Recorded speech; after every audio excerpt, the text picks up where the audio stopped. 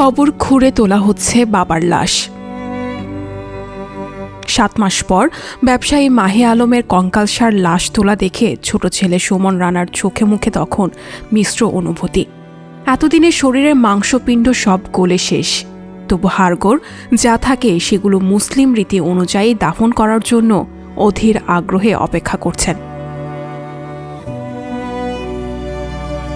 সোমবার 20 নভেম্বর বেলা 11টায় বাগেরহাটের মোংলা উপজেলায় চিলা এলাকা থেকে লাশটি তোলা হয়। আদালতের নির্দেশ অনুযায়ী হিলটন নাথ হিসাবে সমাহিত মাহে আলমের লাশ তার পরিবারকে হস্তান্তর করা হয়। এরপর মোংলা পৌর শহরের BLS জামে মসজিদে জানাজা শেষে তাকে দাফন করা হয়।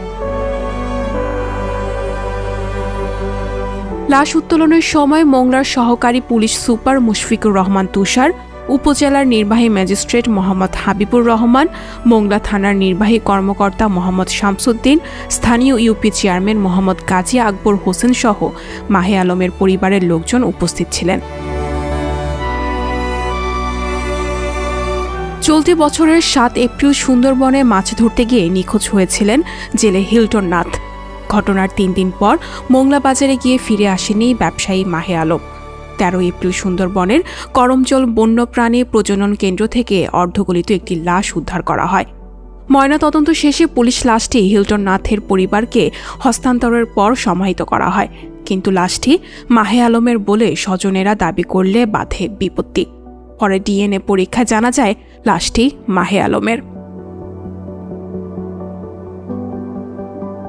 এই ঘটনার প্রায় 7 মাস পর হিলটন নাথ হিসাবে সমাহিত মাহে আলমের লাশ উত্তোলন করে পরিবারের কাছে হস্তান্তরের নির্দেশ দিয়েছেন বাগেরহাটের আদালত। 8 নভেম্বর বাগেরহাটের জ্যেষ্ঠ জুডিশিয়াল ম্যাজিস্ট্রেট আমলি আদালতের বিচারক খোকন হোসেন এই আদেশ দেন। মাহে আলম নিখোঁজের মামলার তদন্তকারী কর্মকর্তাকে 15 দিনের মধ্যে লাশ তুলে বাদে নিহত ব্যক্তির ছেলে সুমন রানার কাছে হস্তান্তরের নির্দেশ দেন আদালত। এর আগে গত আগস্টের শুরুর দিকে DNA পরীক্ষার প্রতিবেদনে জানা যায় লাশটি মাহে আলমের। বাগেরহাটের মোংলা চিলা এলাকায় গত 14 এপ্রিল হিলটন নাথ হিসেবে লাশটি সমাহিত করা হয়। মাহে আলমের ছেলে সুমন রানা বলেন, বাবার লাশ ফিরে পেতে টানা 7 মাসের বেশি সময় ধরে অবর্ণনীয় পরিস্থিতির মধ্য দিয়ে গেছি আমরা। নানা আইনি প্রক্রিয়া শেষে আদালত লাশটি আমাদের হস্তান্তরের আদেশ দেন। তিনি তার বাবাকে হত্যা এবং লাশ গুমের সঙ্গে জড়িত ব্যক্তিদের দ্রুত আইনের আওতায় এনে দৃষ্টান্তমূলক শাস্তি দেওয়ার দাবি জানান। সঞ্জিতা শম্পা, সংবাদ প্রকাশ।